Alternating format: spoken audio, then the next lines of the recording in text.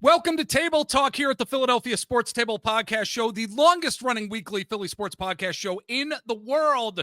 12 years strong. We got a great guest, a great discussion coming your way this week as it pertains to the Philadelphia 76ers, what their offseason has not only been like, but we got the upcoming NBA draft coming up, and where this team is going to go in the future, how it may look this upcoming season. We've got from Liberty Ballers.com. Great SB Nation site. We love going there every day to see what's going on in terms of the content. And we love our guest with us this week. We've got Harrison Grimm. Buddy, how are you here? It's great to be back, Jeff. It's always nice chopping up Sixers topics with you.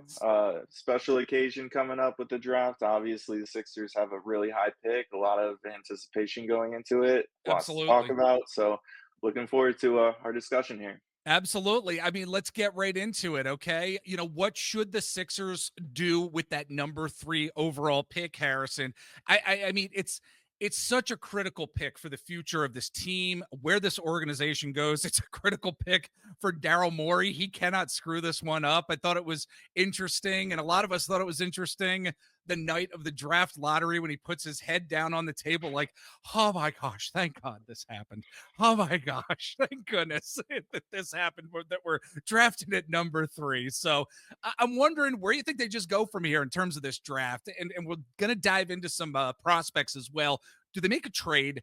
Do you think there's going to be an exciting rookie that ends up starting the season here? What should they do with that number 3 overall pick, in your opinion? Yeah, so I'd imagine. Well, first off, let me lay some context down for maybe some Okay. people who are casual with it or just catching back up, because I know some people have kind of tuned out this team for reasons. But the third pick is a really intriguing spot to be in this draft. The number one prospect, Cooper Flag, he's going to Dallas. You can all but pencil that in at this point. Yep. The Spurs are widely expected to take Dylan Harper after that. That may get traded to some team, or maybe they're just going to keep the pick and figure it out. Either way, I have a hard time seeing them select anyone that isn't Dylan Harper, them or whoever ends up picking there. So, Yeah. really, the third pick is where a lot of stuff can happen. And I do think the Sixers are going to weigh their options. I saw a report from Kevin O'Connor right before I actually hopped on here that the New Orleans Pelicans are a team that really like Ace Bailey and might consider moving up to 3 to make sure they get him, because right now they're at 7 and he's probably not going to make it there. Yeah. So I imagine the Sixers are going to look at trade down opportunities, kind of, because a lot of the prospects that are after Dylan Harper are on comparable levels. And when I say that, I mean Ace Bailey, he has the high ceiling amongst this group. Right. Then you got guys like VJ Edgecombe, Con Knuppel, those guys who have a higher floor, maybe not necessarily the same ceiling, but they're more surefire selections, if you will. So when you have guys that are on a similar level, you should look at trade down opportunities. Maybe they can shed salary. I know, I know fans love hearing me talk about that, shedding salary. But that's Yeah. a possibility. They might look for future draft ammo, because let's face it, we don't necessarily know what's going to happen with Joel Embiid and the direction of this team moving forward. So it doesn't help, or it does help building up your war chest to have those assets, whether you use them next season or beyond. Right. But I am somewhat skeptical in if they are going to be able to do that. You don't historically see trades in the top 6 happen, just because it's a pretty big gap to make up for both teams in discussions. I mean, from the Sixers' point of view, you have a top 3 pick, and you got to get something in return if you're going to give that up and move Right. down. And from the other team's perspective, like, a lot of these prospects are considered on a similar, if not same level. So how much do you really want to give up to ensure that you get your guy? Yeah. And we'll see what happens. I don't think anything's going to happen in the near future or even ahead of the draft. Um, but I do expect the Sixers to continue having those talks, especially if they do like a prospect that isn't necessarily slated to go 3 or even around 3.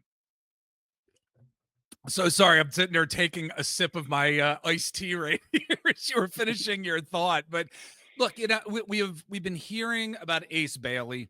We certainly have been hearing about VJ and what he could bring to the table. I guess I guess the concern with VJ is that it's hard to make the case that he is a force of nature athlete while ignoring that he can't always leverage that as an offensive player. You know, he's got an excellent first step, more of an advantage creation tool type of thing than a lead ball handler. So I wonder how, in terms of, you're talking about a lot of these guys on the same plane here as we're looking at the talent and what that number three talent should be. I I I just don't know what I feel like I've dove into it so much with a lot of these prospects that I don't know what to think anymore. If it's Ace Bailey, if it's BJ, like, does BJ actually have more of a step above Ace Bailey at this point? And quite frankly, like, I'm looking at like Derek Queen as well. Like, and if whether or not he would have a position and be able to be that number three overall pick that's really going to shine, you know, in the foreseeable future. I don't know. Like, I'm really all over the place in terms of these guys. Let's break some of them down if that's cool with you. Yeah, and I think we should start off with Ace Bailey because that is the name that seems to be the early favorite. Obviously, Yeah. when the Sixers found out where they were picking, everyone jumped on the train and was like, "All right, Ace Bailey's the number 3 guy. They need a wing, like, pencil it in." It's like, not so fast. Right. Right. There's some stuff to consider with Ace. I think, a lot of people see his upside and ceiling, which is arguably the 2nd best in the draft, probably behind Cooper Flag. And I'm not going to sit here and tell you otherwise. I do think he has an incredibly high ceiling. Everybody can use a 6'7" plus shot maker in today's NBA. And he also does some other stuff well. But the idea of what Ace Bailey could be and what he actually is, I think, is where a lot of people get confused. Okay. And this is a prospect that's going to need some time. He's going to need a year or two to really find his footing in the NBA. He's going to need to put on weight. His handle is going to need some pretty big work.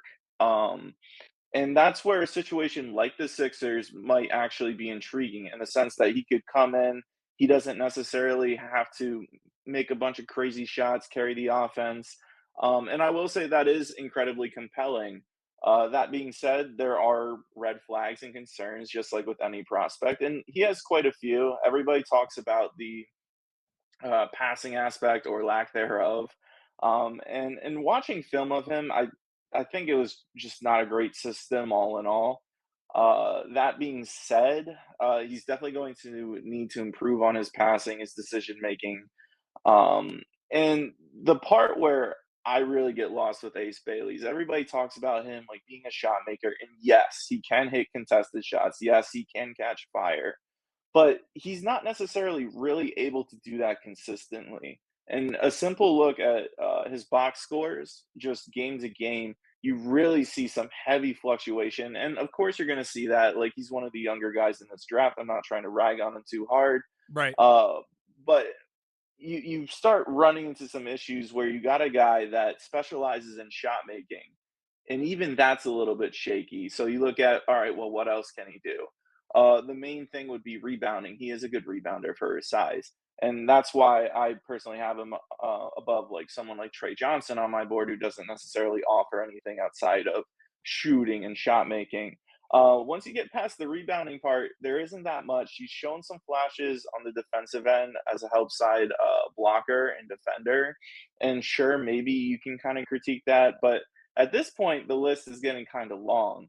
And we're not necessarily talking about one thing or one area that he needs to improve on to reach his ceiling, but several things. And that's what really makes me doubt um, him really fulfilling his upside Yeah. as like people have called him Kevin Durant, the next Kevin Durant, the next Paul George, and a lot has to go right A for lot. that to Yes. happen. Like, So perfection has to go right.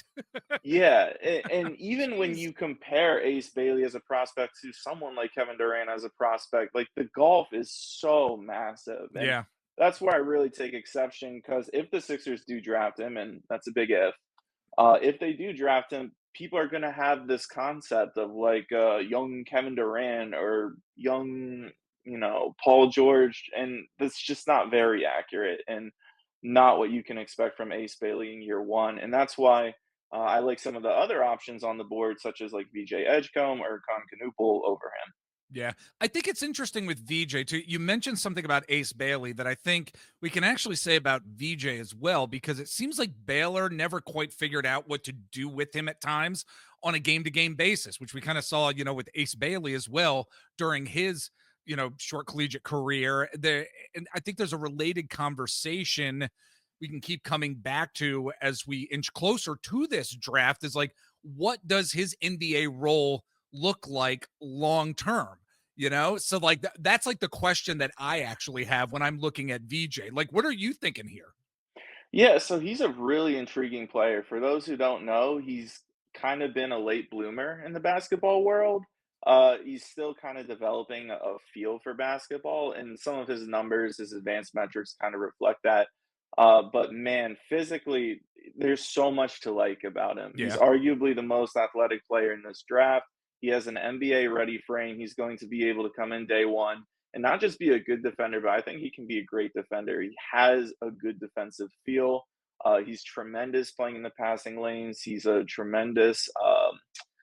Uh, he's tremendous at getting steals, and for Yeah. a guard, even he's really good at getting blocks. I want to say he had like 20 blocks in 33 games for Baylor or something like that. So you're talking about a guy who knows how to play defense. It's really shoring up those offensive deficiencies and kind of the stuff that comes with being a late developmental project in the basketball world. Like Bailey, I would argue Edgecombe's handle is better than Bailey's right now. Okay. But that being said, he's going to need to tighten it up.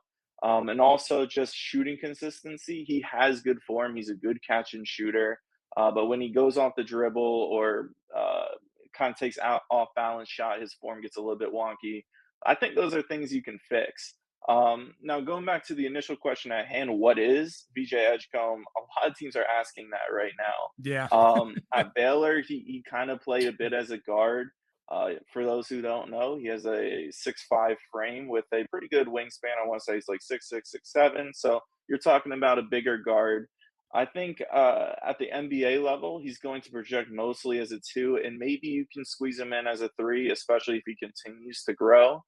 Um, he is a good playmaker. I will say he has good passing, but that's another area where he's going to need to continue working to really reach his ceiling. But the playmaking vision is there. He makes good reads. Like I said, he can dribble the basketball a little bit. So I don't think he'll necessarily be like a late blooming point guard type. But I do think that being said, he can be a very good wing, kind of similar to what Quentin Grimes was last year with the Sixers. Yeah, it's really going to be interesting to see how this really all shakes out. And folks, if you are watching us for the first time here, follow us on social media. Here are our social media sites. If you are watching on YouTube, feel free to follow us over on Twitter at Philadelphia Sports. I'm sorry, at Philadelphia PST, Instagram at Philadelphia Sports Table. Search out Eric and myself, and of course, search out our good friend here, Harrison Grimm at Harrison_Grimm over on the Twitter/X. Are you on Blue Sky? Are you on Threads? I think I've seen you. Dude, everybody's everywhere, and I just can't remember everything right now. Oh yeah, I'm over on the sky. You can catch me with the same All right. handle. Yep. Nice. Sounds good. Sounds good.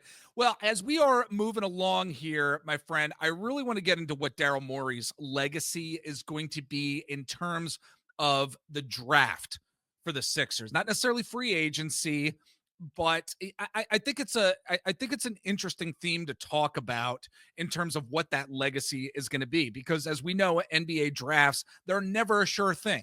When you're drafting young players, unless your name is LeBron James or Zion Williamson or something, sometimes GMs will think a player is going to be able to perform a certain way, help a team out in a certain capacity, and it just doesn't pan out. We see this all the time throughout the NBA. We've certainly seen it in Philadelphia before. It's not a simple task.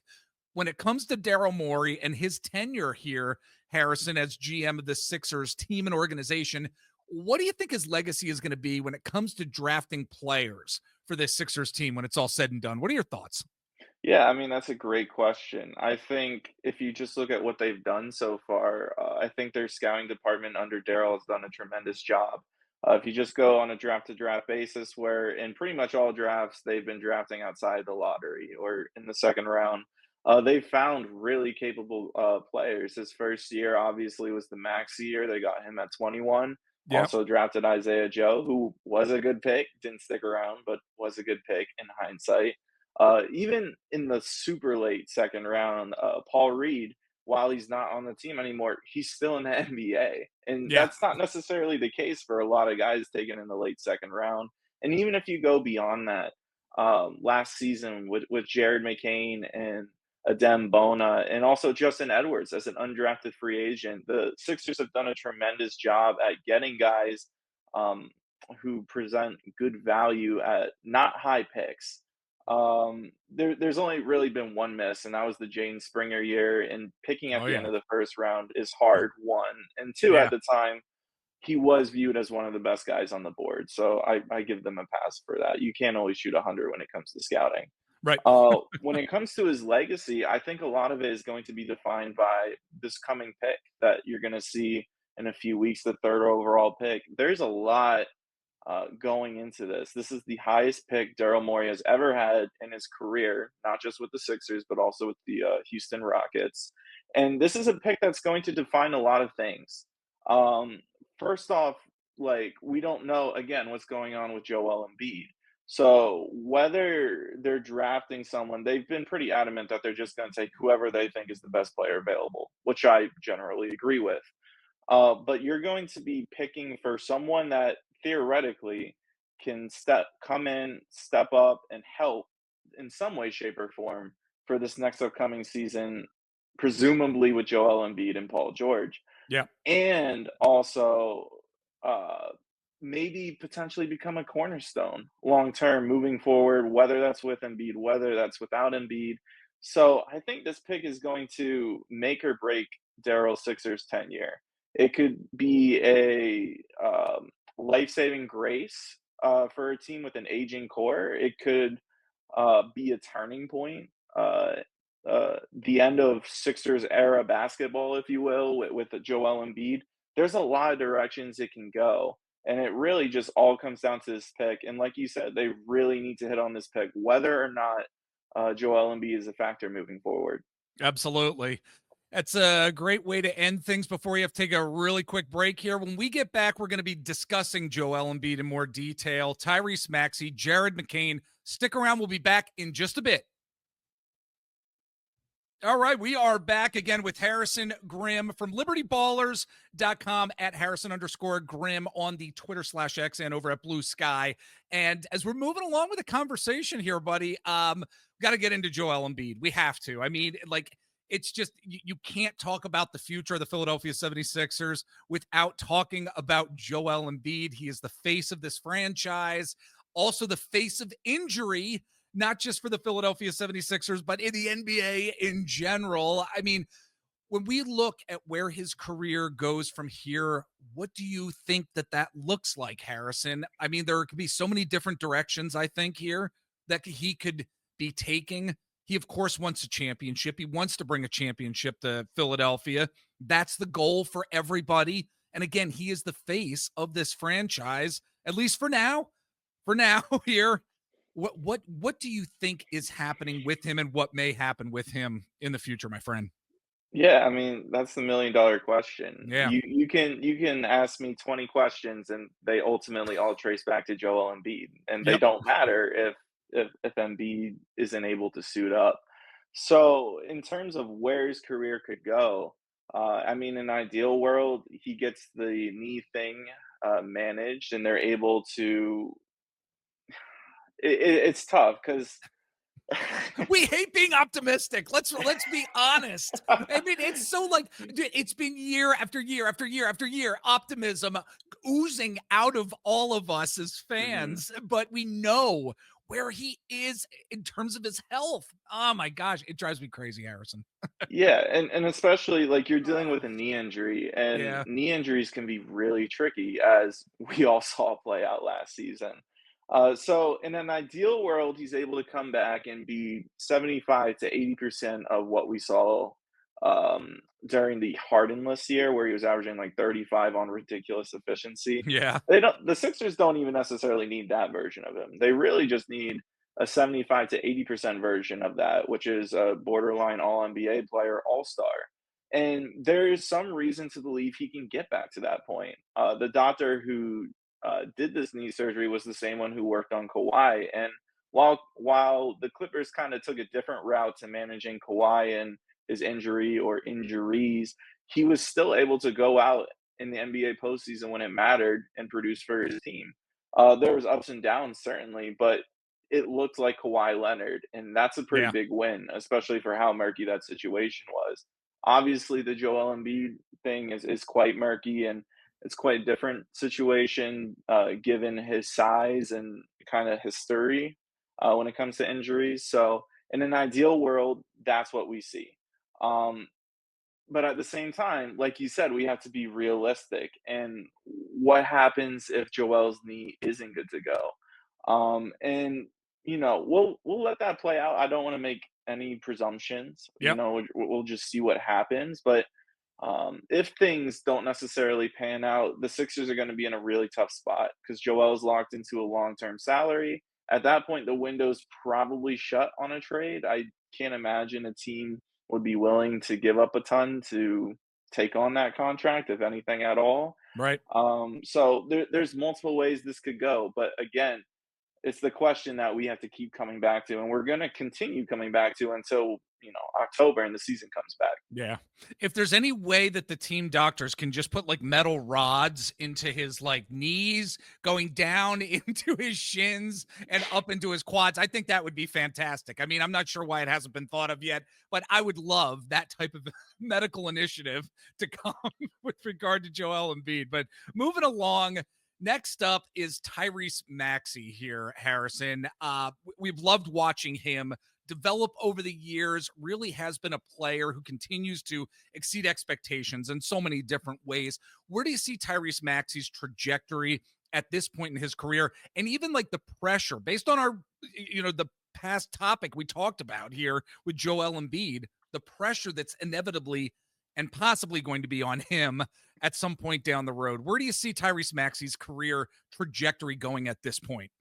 Yeah, so I think that's a great question. Last season was a really weird year, mainly because of the Embiid stuff. Yep. Maxey kind of struggled with efficiency at certain parts, mainly at the beginning of the year. He also struggled towards the end of the year, but I kind of give him a pass for that because at that point he was dealing with the thumb thing. He was also dealing, I think, with other stuff. So it definitely affected his efficiency. But that being said, Maxey was playing some really great basketball at the peak of last season, where he was really carrying this team. He was being the sole offensive initiator, which is a big ask, being the number one guy teams defensively scheme against. And he wasn't only doing well with it; he was thriving at it, and that's really what you want to see from Maxi, Yeah. especially being his age at roughly, I think, 25 years old. And also defensively last season, I thought he took a pretty big step forward that kind of got lost because people tuned the team out. That really wasn't winning basketball. But he did make noticeable strides defensively. And that's a big deal, especially when you're talking about a potential Maxi McCain backcourt. In terms of his trajectory moving forward, I think you're talking about a perennial all star. I think he will be an all star again as the Sixers can hopefully rack up wins next season. Right. And I think you'll even see him in some All NBA combos. Okay. I really think he was that good last year. Obviously, the Sixers weren't really playing winning basketball. No one was really paying attention to it, so he really didn't get that shine. But I expect his efficiency to pick back up next season. Whether Joel is on the court or not, I do think his numbers are going to look a lot better. And when he has efficiency and wins, you're talking about a very strong case for not just All Star, but All NBA.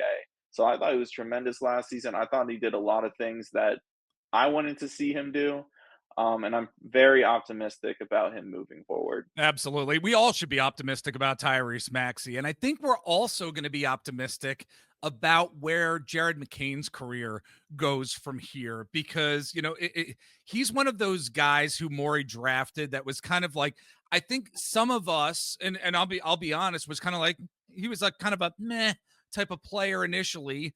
I think a lot of the fan base kind of thought that, but then my gosh, we saw some unbelievable skills once he got onto the court. We saw some unbelievable basketball being played by him. Once he is healthy, Harrison, and he's able to get back on the court, where do you see his career going? Yeah, and I was kinda in the same boat where initially I was like, like, I like the pick, I Yeah, don't love it. Because at right. the time, if you remember, Dalton Connect was falling in Yes. that draft, and I was Yep. like, "Oh, just take him," who I had top 10 on my board, but, thankfully they didn't. And again, like, that's why whenever the Sixers make their pick for this draft, whether it's at 3 or anywhere else, I think they deserve the benefit of the doubt. Yeah. Because that was something where they easily could have just taken Dalton Connect. Everyone had him at the top of their boards at that point, and nobody would have said a word, but they didn't. And man, Jared McCain, I'm very excited to see him back on the court. I got a chance to see him actually at the beginning of last season when they visited in Orlando, and he is a tremendous player to watch in person. That shot is just fluid, repeatable. It's a bucket every time, and it really has me excited for what he could potentially be on a roster that's actually trying to win and can hopefully develop some chemistry. I think going into next season, he's going to be in a role that some people might disagree with. I think projected, he'll probably be the sixth man, and everyone hears that and is like, "Oh my god, he should start." And let's face it, like he's gonna be finishing some games. That's just what Absolutely. six men do. Yeah. Like six men play start borderline starter minutes. They just don't Yep. start. It's really just a fancy label. Yep. But that being said, like Jared McCain as a six man that can come in and sub in for Maxey or Quentin Grimes. Like think about that. You're gonna have one of Tyrese Maxey or Jared McCain on the court at all times, presumably, and that's a lot of shot making. That's a lot of shooting, and I think even playmaking. Maxey's developed into a capable playmaker. Jared McCain might be a better playmaker than you or I even realize. He had a 10 assist game last season where he really flashed that skill. But man, like if Jared McCain is playing just like he did last year or even better, it's going to be a tough problem for the Sixers to navigate. If you Yeah. got a guy that is that good, who, let's say, if he's averaging 20 a game, he should probably be starting, and you can figure out the defensive stuff later. But it'll be a good problem for the Sixers to have if eventually they got to figure out, like, okay, like, how do we start Maxey and McCain together?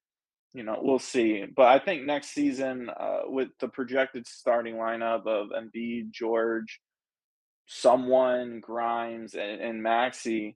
I just think he's kind of the odd man out in that way. I think Nick Nurse trusts Quentin Grimes a lot. I think maybe you can even get Quentin Grimes on a discounted role if you promise him a starting spot. And just from a Yeah. natural standpoint, I think Grimes is the best fit next to Maxey as an off-ball guy. And obviously, you can play Grimes with McCain, or I'm sure the Sixers will try playing all three of those guys at the same time at a certain point.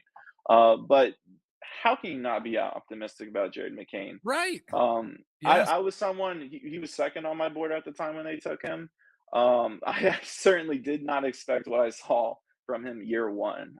He looked like a vet out there. It looked like it was. I hate using this word because it's just lofty and unreasonable, but it was really Steph Curry esque in some moments where it looked like a guy who was just playing at his own pace, shooting in the driveway, just like, that's not something you see from young guards Right. often, Yeah. and we didn't just see glimpses of that from Jared McCain. He looked like that more times than not when he was out on the court. So whether it's as a six man or a starter, I think the Sixers fans have a lot to be excited about with I got to tell you, buddy, we're oozing a little too much optimism here. I think. I don't know. I think we're oozing too much of it here at this point, given what this team was this past year. But at the end of the day, it all comes down to health. It all comes down to health for where this team is going to go. Again, talking about Joel Embiid, what Maxey's going to do, what other contributors on this team are going to do. But I think the fan base in general, as we're, closing up our discussion here, Harrison, I think that Sixers fans in general, they want to see some type of movement by Daryl Morey and by the front office. So, I mean, assuming all the player option guys decide to opt in, Kelly Oubre, Drummond, Gordon, who do you see likely getting traded this offseason, if anybody? It would I personally think it seems like Kelly Oubre might be the most or have the most trade value as we're heading into the summer here. But what are your thoughts on who may actually be traded this offseason here? Yeah, so that's a great question. So all the player option guys are Kelly Oubre, as you mentioned, Andre Drummond, and Eric Gordon. All of them are at different salary numbers. I want to say Kelly's at like roughly 8-ish million. I think so, I know yeah. I know Drum has his around 5 million, and then Gordon is slightly above a minimum at like roughly 3 million.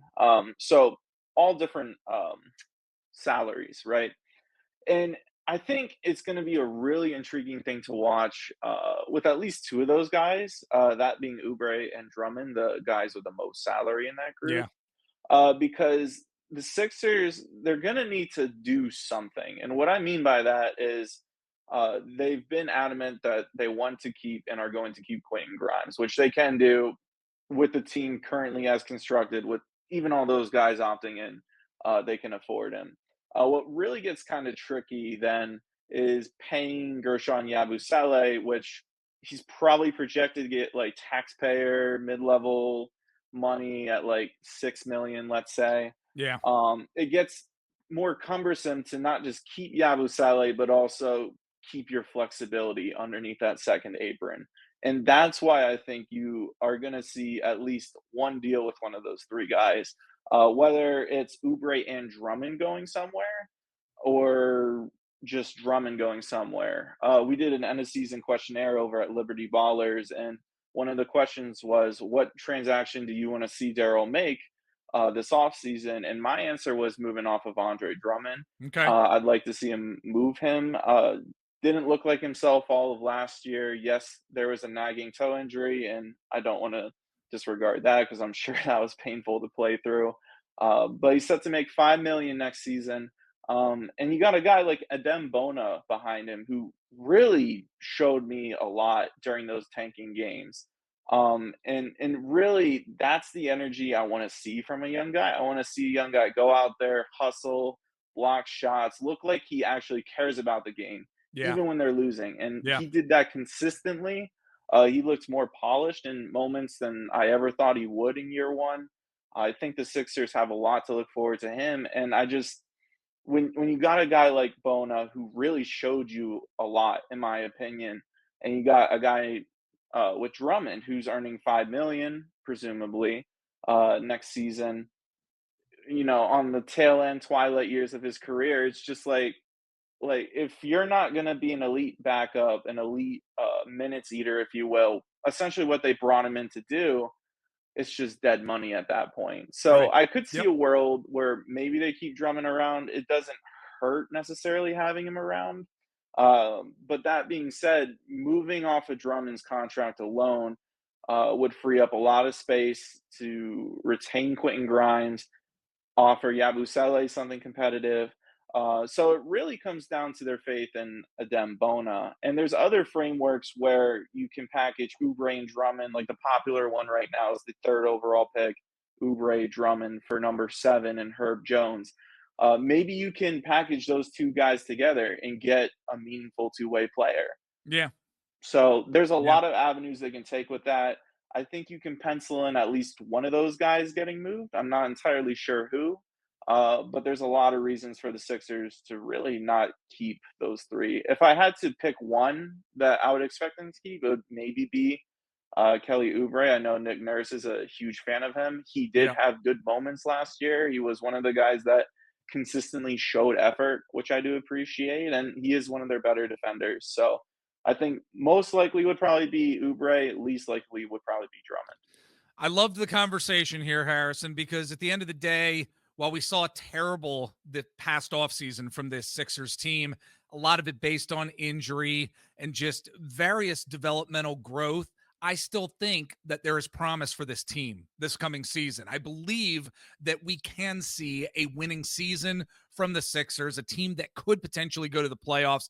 Again, if everybody does stay healthy, there definitely is optimism, I think, for us to continue to grasp onto as it pertains to this team. So, buddy, I really appreciate you taking the time to stop by the Philadelphia Sports Table podcast show here. giving your insights and your thoughts as to where this team is going to be going down the road. And folks, again, libertyballers.com. Check out everything that Harrison and his colleagues are putting up over there, again, on libertyballers.com.